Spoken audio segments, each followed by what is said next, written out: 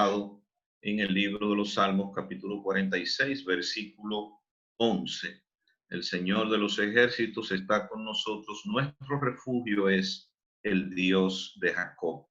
Como ustedes saben, esto es un salmo, por eso dice Selah, que significa una pausa, indica que el músico debía hacer una pausa para que la canción continuara mientras el adorador pensaba en esta gran verdad que se acababa de revelar. El Señor de los ejércitos está con nosotros. No tenemos nada que temer. Si Dios es por nosotros, dice el libro de Romanos 8, verso 32, pues ¿quién contra nosotros? Y la forma en que el Señor tranquilizó a Josué cuando le puso por delante una empresa que parecía imposible, la conquista de la tierra prometida. Le dijo en Josué capítulo 1, verso 5 en adelante, que como estuve con Moisés, estaré contigo. No te dejaré ni te desampararé. Nuestro Señor Jesucristo, antes de irse de la tierra, le dijo a sus apóstoles, yo estaré con ustedes todos los días hasta el fin del mundo. Esa es una promesa en la cual podemos descansar. El propio Jesús dijo en Juan 8, versículo 29, no me ha dejado solo mi Padre. Él siempre está conmigo porque yo hago lo que le agrada. Así que nuestra preocupación debe ser agradar a Dios y Él estará siempre con nosotros. Ahora bien, mis hermanos y amigos, el Señor de los ejércitos, dice el texto. Es decir, que este texto nos presenta a nuestro Padre Celestial como el comandante de un ejército que está a sus órdenes. Y en eso es que nos vamos a ocupar en el tema del día de hoy. Así dice el Señor, el que da el sol para la luz del día y las leyes de la luna y de las estrellas para la luz de la noche, el que agita el mar para que bramen sus olas. El Señor de los ejércitos es su nombre, dice Jeremías 31, verso 35. O sea que en la Biblia, en muchos textos, se nos presenta a nuestro Padre Celestial como el Señor de los ejércitos. Cuando David fue a enfrentarse con el gigante Goliat, aquel que nadie se atrevió a enfrentar, David sí pudo hacerlo porque descansó en esta confianza. Le dijo al filisteo, tú vienes a mí con espada, lanza y jabalina, pero yo vengo a ti en el nombre del Señor de los ejércitos, el Dios de los escuadrones de Israel, a quien tú has desafiado. O sea, le está diciendo David al filisteo, esto no es un pleito entre tú y yo, este es un pleito entre tú y Dios. Yo soy simplemente un instrumento. Te metiste con el equivocado. Te metiste con el Señor de los ejércitos, el Dios de los escuadrones, de los ejércitos de Israel, el jefe de todo este ejército. Es a quien tú has desafiado y Él te entregará en mis manos. Yo te venceré y daré tu carne y la de los filisteos a las aves del cielo y a las bestias del campo. Así que la Biblia presenta a Dios como el comandante de un ejército que utiliza para el bien de los suyos y para el castigo de aquellos que son rebeldes y obstinados. Así que este ejército tiene una doble función y yo quiero que ustedes se graben bien eso. El ejército de Dios lo usa para proteger a los suyos y para castigar a los obstinados y a los rebeldes. Dice el Salmo 103, verso 21, bendecid al Señor ustedes, todos sus ejércitos que le sirven haciendo su voluntad. Vamos a ver dentro de un momento quiénes conforman el ejército de Dios, ¿no? Quiénes son parte de ese ejército, para ver si usted y yo podemos alistarnos, si no es que somos parte de él. Dice el salmista en el Salmo 103, 21, que el ejército de Dios le sirve haciendo su voluntad, haciendo lo que él manda. Y aquí parte del ejército de Dios. El Salmo 103, verso 1 al 5 dice, alabe o alabado sea el Señor, alaben el nombre del Señor desde los cielos, alábenlo desde el firmamento, alábenlo todos sus ángeles, alábenlo todos los ejércitos celestiales. Fíjese que ya aquí empieza a mencionar a los ejércitos celestiales junto con los ángeles. Alábenlo sol y luna, alábenlo todas las estrellas brillantes, alábenlo los altos cielos y las aguas que están sobre los cielos. Alaben el nombre del Señor, porque Él dio una orden y todo fue creado. O sea, todos ustedes existen, dice el salmista, porque el Señor dio la orden y digo, hágase, y fue hecho. Entonces, todas las criaturas de Dios deberíamos alabarle, como dice Apocalipsis capítulo 4, verso 11. Digno eres, Señor y Dios nuestro, de recibir la honra, la gloria y el poder, porque tú creaste todas las cosas y por tu voluntad existen y fueron hechas. Así que alábenlo, ángeles, ejércitos celestiales que incluye el sol, la luna, las estrellas brillantes, los altos cielos, las aguas que están sobre los cielos, esas que están allí en las nubes, todos ellos forman parte de los ejércitos celestiales, del ejército de Dios. Ustedes van a ver ahora cómo. Jeremías 33:22, hablando de las estrellas del cielo, dice, como no puede ser contado el ejército del cielo, ni la arena del mar se puede medir, así multiplicaré la simiente de David mi siervo y los levitas que a mí ministran. La parte que nos interesa de este Jeremías 33:22 es que la Biblia enseña que las estrellas no pueden contarse. Lo dijo Jeremías casi 700 años antes de Cristo, cuando los científicos como Kepler decían que habían entre 3.000 y 5.000 estrellas. Hoy, con los aparatos modernos, telescopios y sondas que van al espacio, nos damos cuenta que mientras más estrellas contamos, más estrellas hay. Son infinitas. No puede ser contado el ejército del cielo. Ni la arena del mar se puede medir. O sea, usted no puede contar boronita, arenita por arenita, ni la puede medir porque es una cosa inmensa y mientras usted la está midiendo, se está produciendo nuevas arenas. Entonces, este texto nos habla del ejército del cielo, refiriéndose a los astros, la luna, el sol, las estrellas. Forman parte del ejército de Dios. Y en el Salmo 103, verso 20 dice, bendecid al Señor sus ángeles, valientes de fuerza, que efectúan su palabra o ejecutan su palabra, escuchando la voz de su palabra. Ejecutan sus mandatos. Cuando el Señor le habla a los ángeles van y actúan. Eso dice el Salmo 103, verso 20. Y el verso 21 dice, bendecid al Señor todos sus ejércitos, sus ministros que hacen su voluntad. Es decir, que los ángeles son parte del ejército de Dios, que le sirven como ministros. La palabra ministro lo que significa es un siervo, un sirviente, que hacen su voluntad. Entonces ya tenemos a los ángeles, al sol, la luna, las estrellas, el agua que está sobre las nubes, pero la Biblia sigue y continúa. Por ejemplo, en Job capítulo 37, versos 5 y 6, dice, Dios hace tronar su voz y se producen maravillas. Dios hace grandes cosas que rebasan nuestra comprensión. A la nieve le ordena, oiga, ¿a quién le ha dado una orden? A la nieve. ¿Y qué hace la nieve? Cae sobre la tierra. Y a la lluvia, muestra tu poder, le dice el Señor. Y empieza la lluvia a caer. Y si no, vean, por ejemplo, el caso del diluvio de Noé, que el Señor abrió, dice el libro de Génesis capítulo 6, en el día en que el Señor determinó enviar el diluvio sobre la tierra, en Génesis capítulo 7, fueron abiertas todas las fuentes del gran abismo.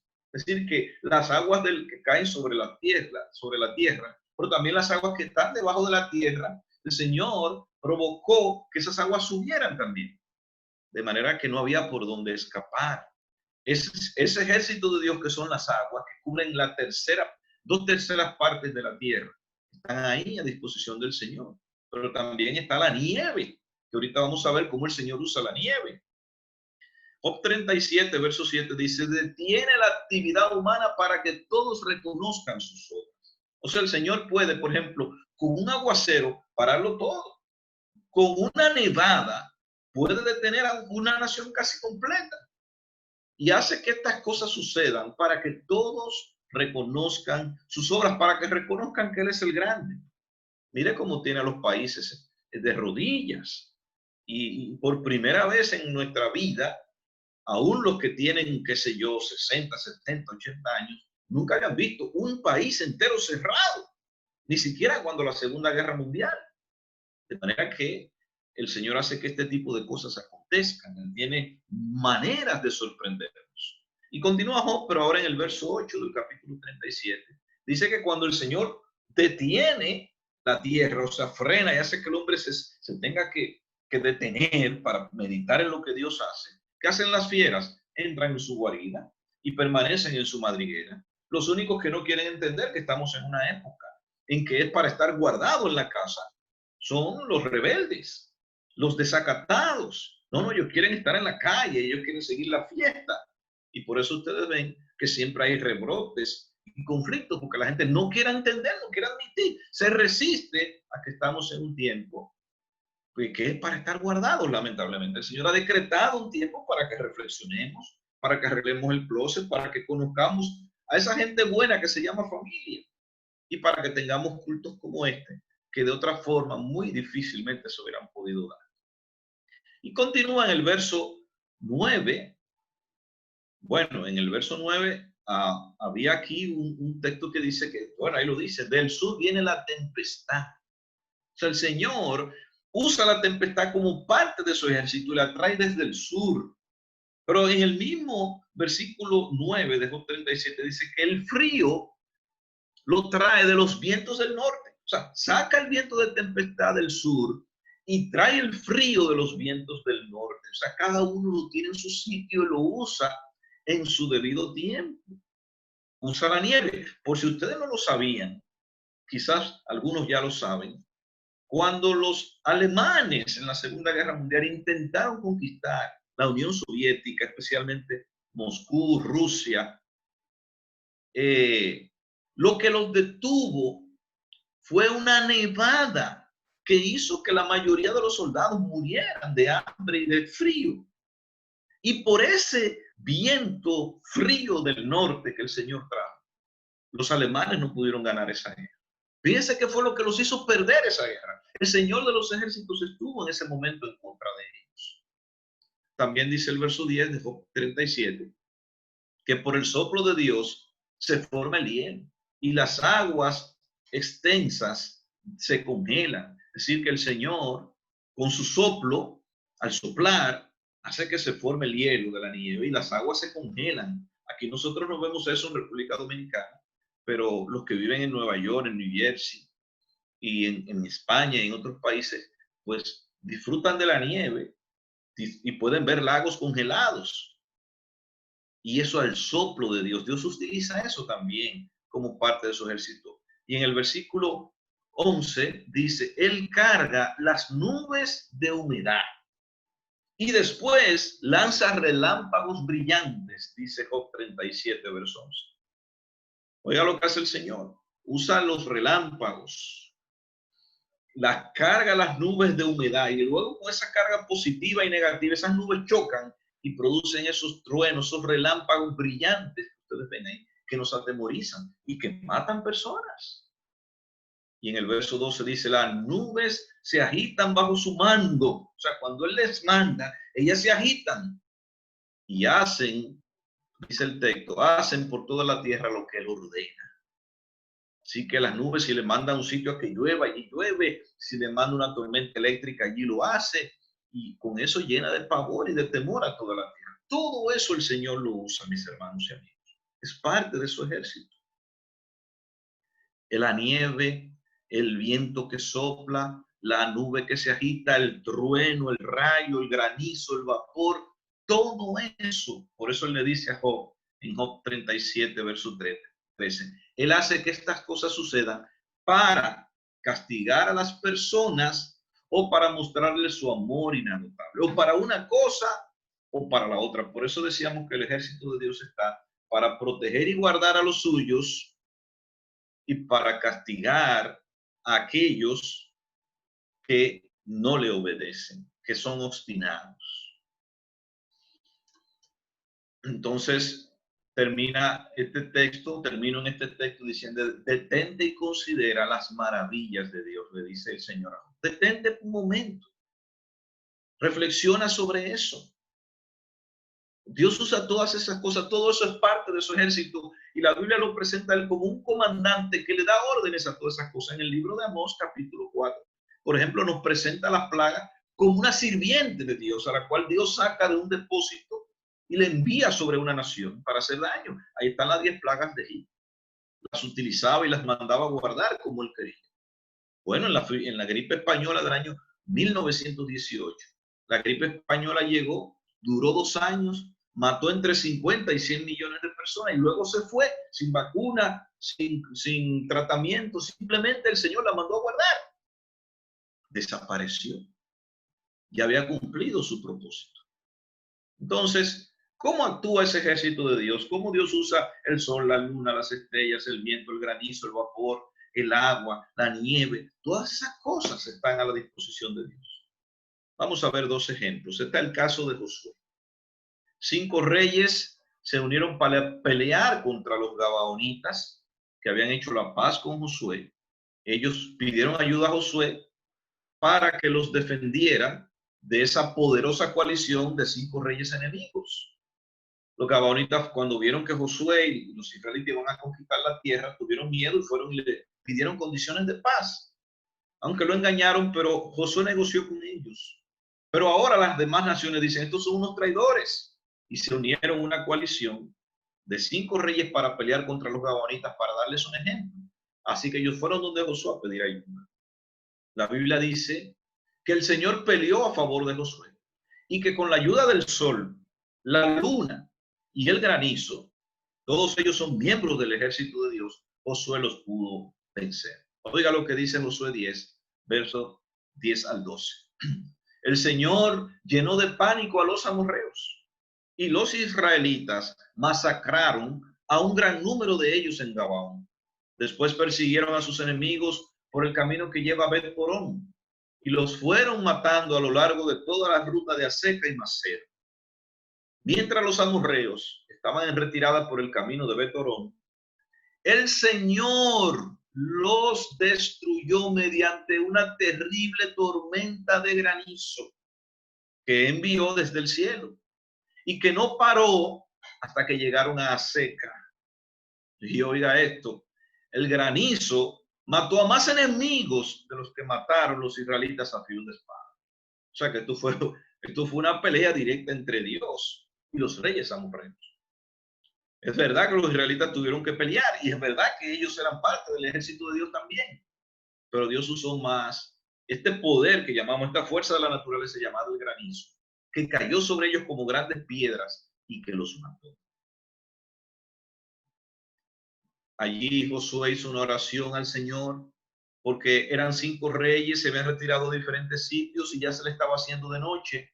Así que no iba a haber oportunidad de vengarse bien de ellos y de eliminar esa amenaza y avanzar en su empresa de conquistar la tierra prometida. Por eso Josué oró. Dice el 12 y 13, el día en que el Señor le dio a los israelitas la victoria sobre los amorreos, Josué oró al Señor delante de todo el pueblo de Israel y dijo, que el sol se detenga sobre Gabaón y la luna sobre el valle de Ajalón. Entonces el sol se detuvo y la luna se quedó en su sitio hasta que la nación de Israel terminó de derrotar a sus enemigos. Fíjese que aquí ahora, aparte del granizo, se unen el sol y la luna, quienes se mantienen en su sitio hasta que el día se prolonga y los israelitas pueden concluir una labor que iba a quedar inconclusa por causa de que se iba a hacer de noche.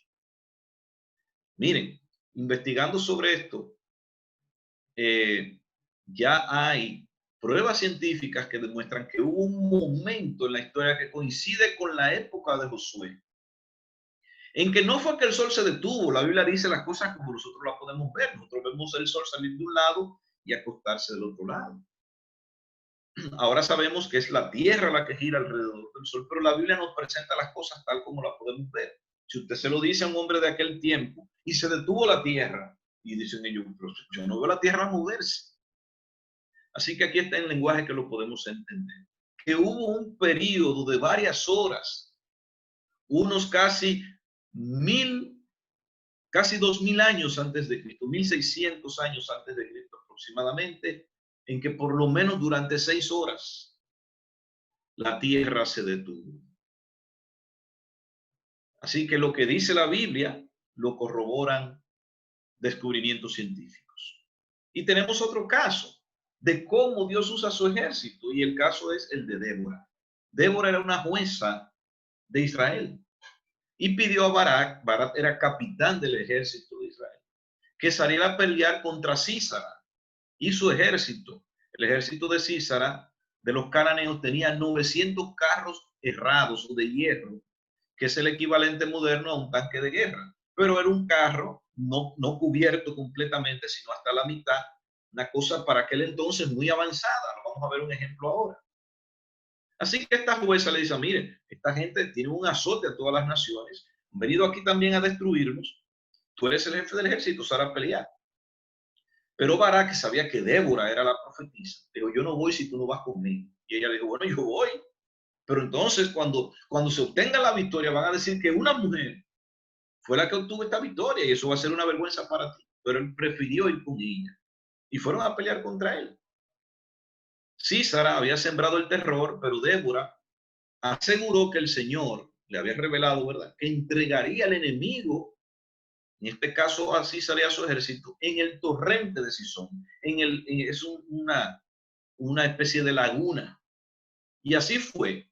Todos murieron aquel día y Sísara, que pudo huir, cayó en manos de Jael, que era una mujer israelita, mujer de Heber el Ceneo. Él, para explicarle lo que sucedió y luego presentar los textos, Sísara fue con sus 900 carros a destruir a Israel, pero el Señor provocó un tremendo aguacero. El sol, mejor dicho, las estrellas y la luna confundieron a Sísara porque ellos navegaban guiándose por los astros y fueron a parar al torrente de Sison, a ese lago. Y allí entre el aguacero y el agua se hundieron los barcos, o se hundieron más bien los carros de guerra. Y Sísara tuvo que salir de su carro nadando, huyendo, y salir corriendo despavorido. Y fue y se refugió en casa de Jael, mujer de Heber el Ceneo.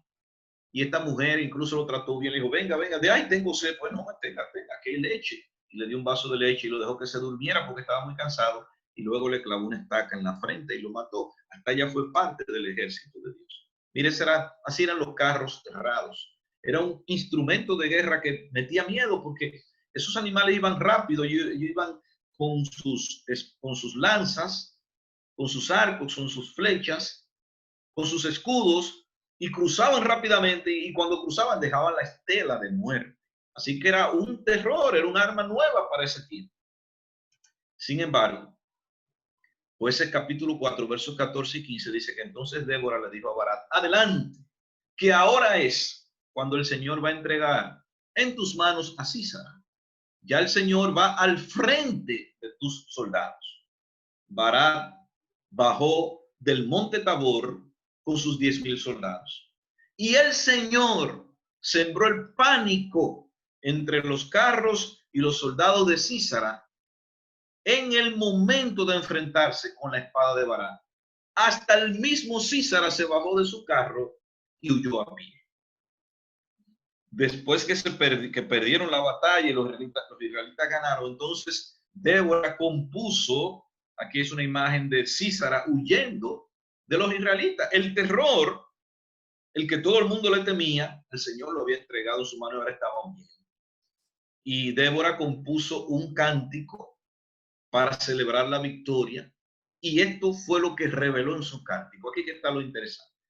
Dice que entonces los reyes vinieron a Tacná, junto a las aguas de Megido. Dice ella, allí fue que se reunieron, cerca de Megido, que era una meseta donde los reyes, una meseta alta donde los israelitas se protegían.